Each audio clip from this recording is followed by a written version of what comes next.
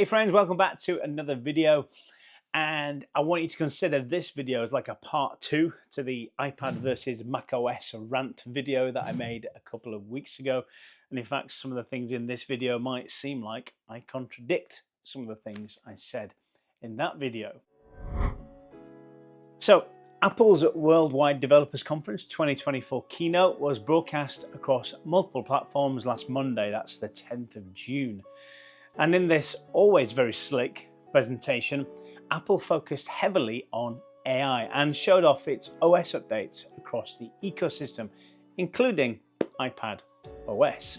Now, while there were some exciting new features, particularly for macOS and iOS, it's hard not to feel that Apple's once again missed the mark for iPad Pro users. So in this video, I want to share with you why I feel it falls short of expectations once again regarding iPadOS. So what major features did we, the iPad Pro user, get? Well, we've got productivity enhancements. The new calculator app with math notes allows users to perform handwritten calculations using the Apple Pencil and see real-time results. Should this be maths notes for UK users?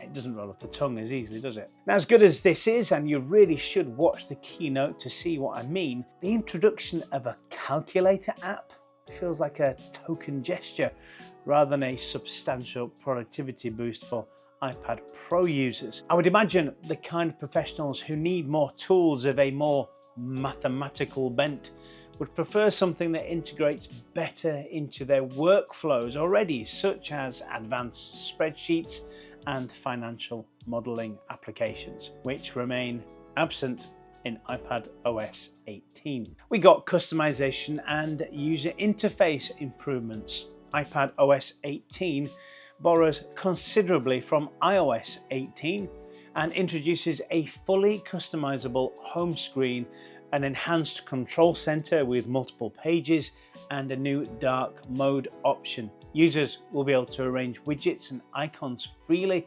creating a more personalized and functional home screen. And these changes will make the iPad experience more tailored to individual preferences.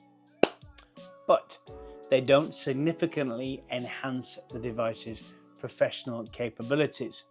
For example, the inability to have more than 4 apps open simultaneously severely limits multitasking, especially compared to traditional desktop operating systems. Now, I don't use more than 4 that often, but there are lots of pro users out there who could do with this feature. What's missing then? Well, we haven't got background activity for apps. The absence of proper background activity support is once again a glaring omission. For people like me using video editing apps like LumaFusion, the ability to upload, download and export files in the background is very much desired. The situation right now is that once we set these things in motion, we've got to pause whatever we're doing. This limitation means that we've got to keep the app that's doing the work open and active, and we can't do much else.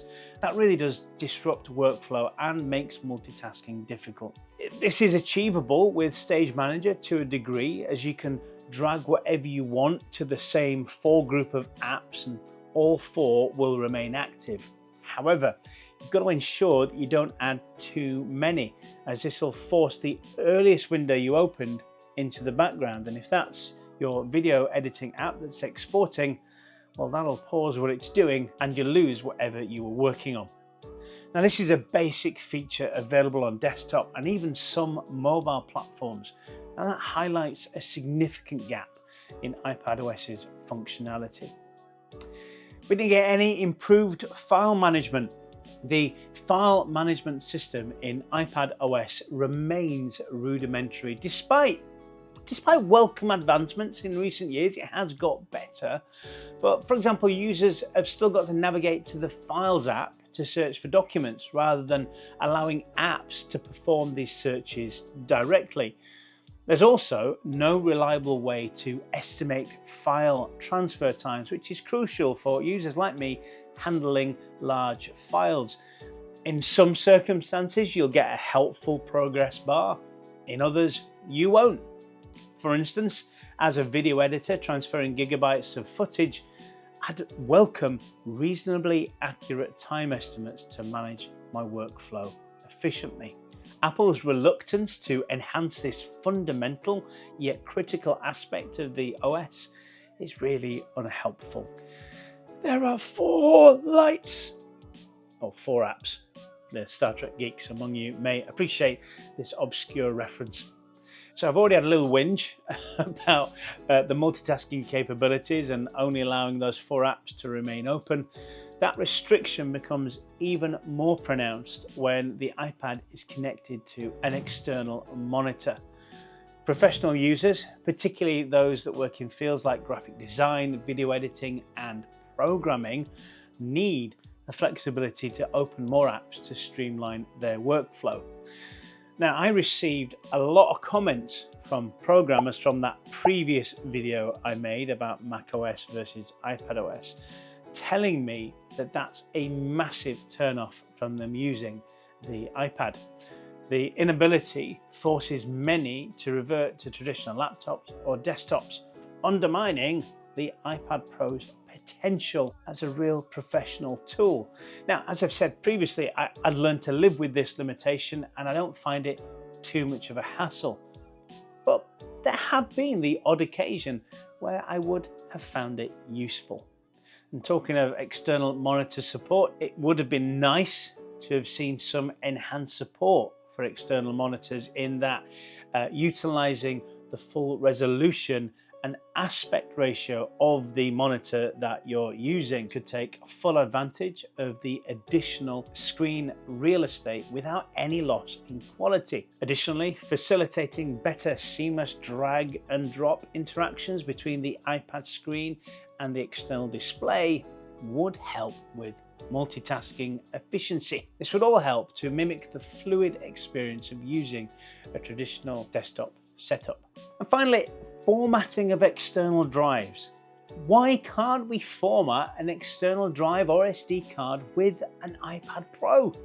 That limitation is puzzling given the iPad Pro's powerful hardware and positioning as a professional device. Formatting external drives, it's a really basic function that many users need to manage large amounts of data, particularly in fields like video production, photography. While macOS offers support for external storage devices, including the ability to format drives in various file systems, iPadOS inexplicably falls short. And this discrepancy underscores Apple's apparent reluctance to equip the iPad with features that could make it a more standalone device independent of a MacBook. By withholding such fundamental capabilities, Apple continues to hinder iPad's potential as a comprehensive professional tool. And it indicates that Apple views the iPad more as a supplementary device than a true laptop replacement. Let me nitpick a bit more. The Photos app in iOS 18 and iPadOS 18 has been redesigned to offer a more customizable layout. So users will be able to now enjoy a new photo grid, customizable collections, making organizing and finding their images easier. Now, while these features are beneficial for casual users, professionals require more advanced editing tools that offer greater precision and control, which the current Photos app still lacks. Updates to the Messages app includes new text effects and the ability to schedule messages. And these features will enhance the communication experience by making it more expressive and convenient. However, for Pro users, these enhancements are secondary. Now, Apple rightly also continues to prioritize accessibility features, and it's introduced things like eye tracking controls into iPadOS 18, which does make the iPad more usable for individuals with disabilities. Enhanced privacy controls such as locked apps and specific contact sharing offer users better security and control over their data. So while these updates are really important, They don't address what I've said previously of this fundamental productivity needs of professional users who want to rely on iPads for complex tasks. I've got to ask the question, unfortunately, is the iPad still just a big iPhone? Because many features in iPadOS 18 appear to be primarily designed for iPhone users, and they don't reflect a focus on enhancing the iPad's unique capabilities. These updates seem innovative, but they don't prioritize the specific needs and potential of the iPad. Now, despite saying that, the enhanced home screen customization and AI-driven enhancements do provide a seamless experience across Apple devices, and it does allow users to enjoy consistent functionality whether using their iPhone or iPad.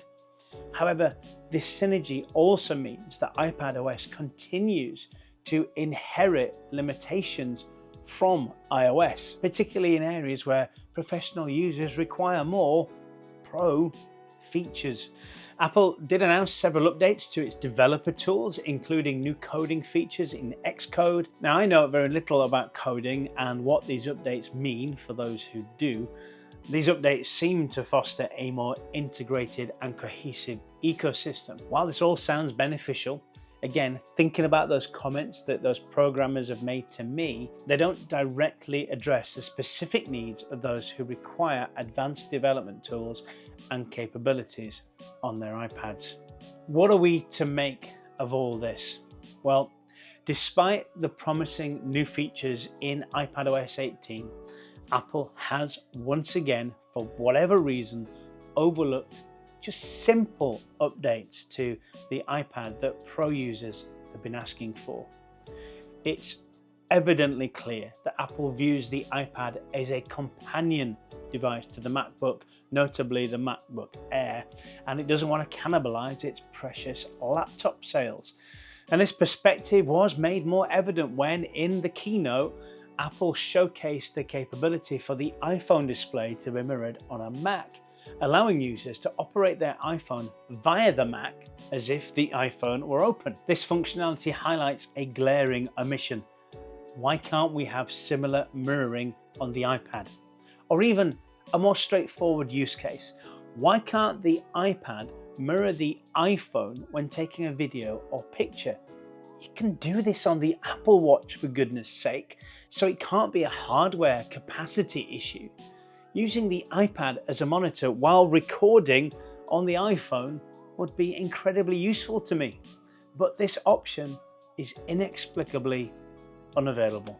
Apple has limited the iPad in many ways, seemingly to ensure it remains secondary to the MacBook. Now, the iPad will continue to be my primary computing device. It is incredibly frustrating that under Apple's companion approach, the iPad can never fully realize its potential. Until Apple addresses these core issues and treats the iPad as more than just an accessory to their laptops, it'll remain a device that falls short of being all that it could be. All right, thanks for watching. I'd love to hear your comments, and I'm sure you will send me them, whether you agree or disagree with all that I've said, or whether you just want to add something to what I've said. If you want to watch that video where I made the Mac OS versus iPadOS rant, you'll find that here. Go watch that and let me know what you think. Okay, I'll see you in the next one.